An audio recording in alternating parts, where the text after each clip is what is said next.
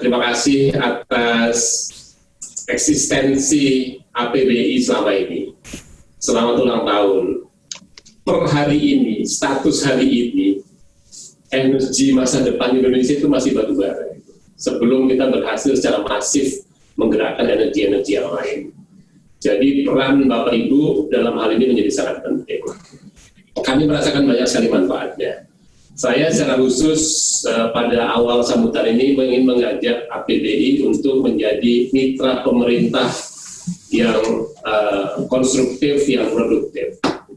Seperti tadi saya katakan, pemerintah sekarang juga sedang berusaha untuk menjadi pemerintah yang ramah terhadap dunia usaha. Bagi kami, kalau Bapak Ibu dapat menjalankan usaha dengan baik, itu adalah tanda-tanda bahwa negara ini akan menjadi. Jadi jika ada hal-hal yang sekiranya menjadi kendala Bapak Ibu dalam menjalankan kegiatan usahanya, tolong kami diberitahu.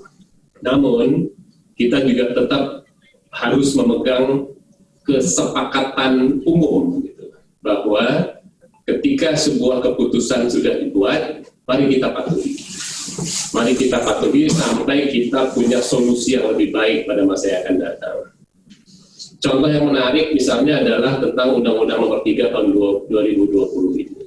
Sebagian besar kita menyambut baik undang-undang ini akan menjadi landasan hukum yang kuat bagi industri dan pengelolaan mineral dan batu bara.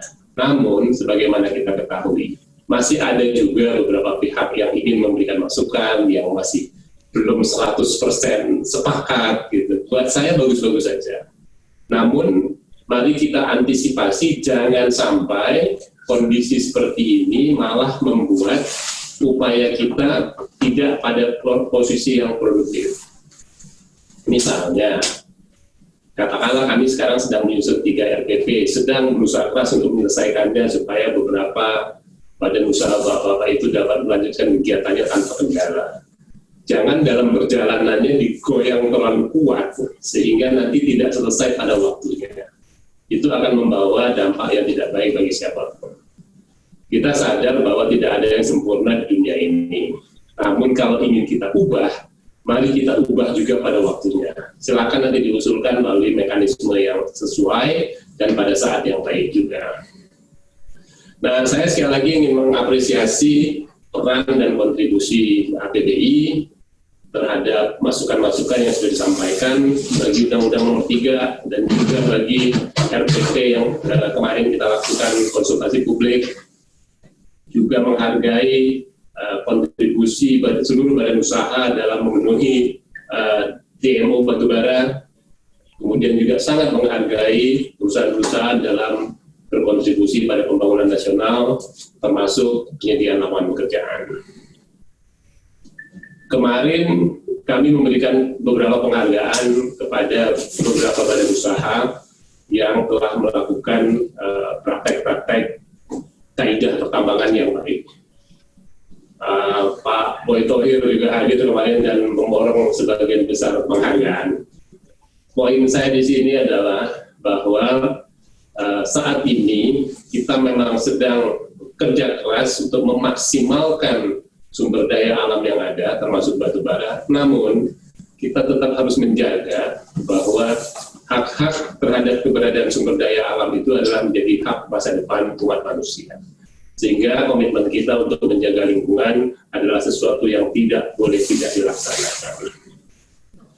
Seperti tadi disampaikan oleh Pak Ketua Pandu bahwa kondisi sedang, saya tidak ingin mengatakan sulit, sedang menantang, sedang dinamis, sedang enak-enaknya untuk diperjuangkan gitu. Konsumsi batubara turun, harga rendah, mobilitas terbatas, namun kalau semuanya serba enak, rasanya kan hidup ini nggak enak juga ya. Jadi harus ada sesuatu yang kurang-kurang enak sedikit itu supaya kita ketika kita mendapatkan kenikmatan berikutnya akan terasa lebih nikmat. Jadi sekali lagi teman-teman, Bapak Ibu sekalian, dengan kondisi yang menantang ini, saya harap kita tidak menurunkan semangat kita, tapi malah sebaliknya kita harus mencari jalan keluar bersama-sama. Antara lain misalnya topik ketahanan energi, kita yakini bahwa negara sebesar Indonesia ini dengan orang sebanyak ini tidak mungkin kalau kita tidak menyediakan energi yang cukup. Menyediakan energi yang cukup itu tidak mungkin juga kalau kita hanya memanfaatkan yang sudah ada.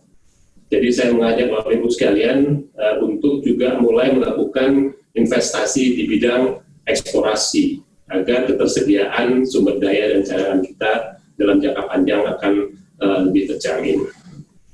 Kemudian saya juga ingin mengajak Bapak Ibu yang sedang berproses secara administratif untuk perpanjangan PKP 2B-nya menjadi IUPK, tolong diselesaikan hal-hal administrasinya. Sekali lagi kami pada posisi melayani Bapak Ibu, bukan basa-basi kalimat saya, kalau kira-kira kami tidak melayani silakan Bapak Ibu marah aja. Jadi tolong diselesaikan kewajiban-kewajiban administrasinya agar dapat kami proses. Nilai tambah tadi juga disebutkan oleh Pak Ketua, sudah harus bertransformasi badan usaha kita ini dari penambang batu bara menjadi industrialis sebetulnya dari keberadaan batu bara itu. Sudah menjadi kewajiban untuk memberikan nilai tambah, namun karena ini forumnya kaum profesional, kaum pelaku industri, saya juga ingin terbuka kepada Bapak Ibu sekalian bahwa kewajiban memberikan nilai tambah itu bukanlah hal yang mudah. Kami juga sadar itu. Untuk itu, mari kita sama-sama berpikir mencari jalan keluar.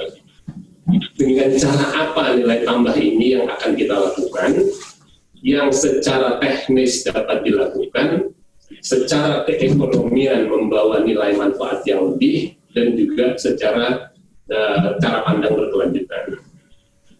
Tadi pagi juga kami rapat, Pak Irwandi juga hadir bersama Pak Menteri. Pemerintah sadar betul bahwa dengan keluarnya Undang-Undang Nomor 3, nilai tambah adalah kewajiban. Tapi bagaimana agar kewajiban ini dapat dilaksanakan, itu pun harus ada jalannya.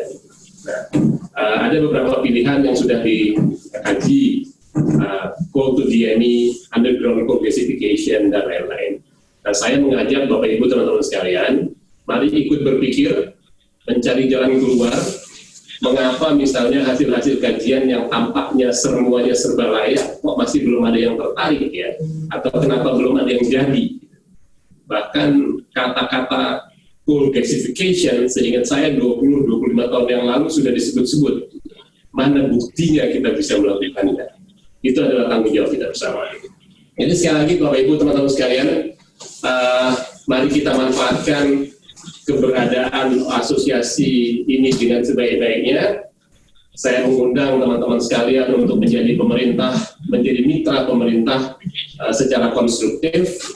Dan salah satu upaya yang kita lakukan sekarang adalah mari memberikan pencerahan kepada publik bahwa pengusahaan batu bara ini bukan musuhnya lingkungan, bukan musuhnya masa depan bumi, bukan musuhnya siapa-siapa.